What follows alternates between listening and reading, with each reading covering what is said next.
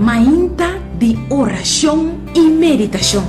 Pone Deus na primeiro lugar. Junto com Nairalyn Felícia.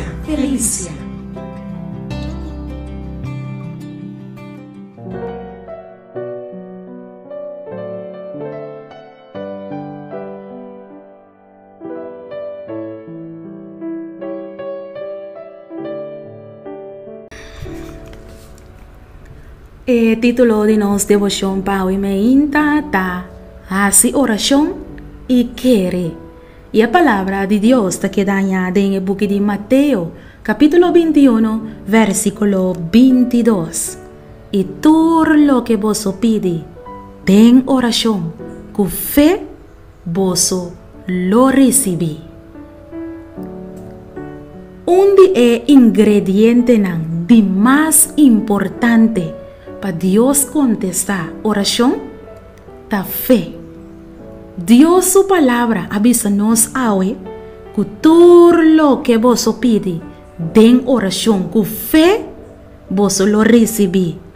Então, que para que tu riba a palavra fé. Fé é mais importante para Deus. Fé ta quer Deus. Tanto vale botar assim oração e bonota quer ou bonota em fé que Deus por contestar boa oração. Em vez de fazer oração, esperando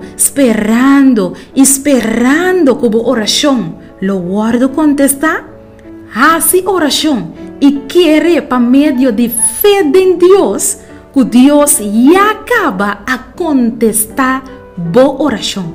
Bota querer que boa por fazer e coisa aqui? Pede Deus para quitar toda dúvida fora de seu coração e fora de sua mente.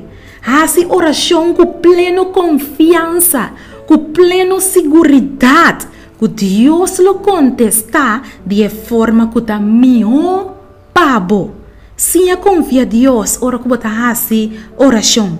Não quer mentira de diabo. Não duda de promessa que Deus faça na você. Quer Deus e tem fé em Deus. Que tudo lo que você pede Deus, tem oração. Com fé, lo vou receber essa aqui seguro. Hace oração. Quer Deus. Com fé, e lo vou receber. Laga nos reza. Tata, abo que te escuta oração no momento aqui nós está bem nabo. Nós está pedindo awe para você nos compahase oração.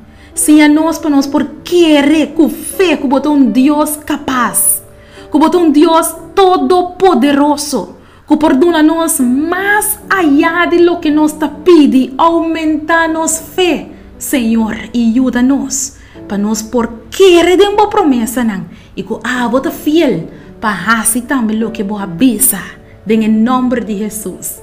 Amém.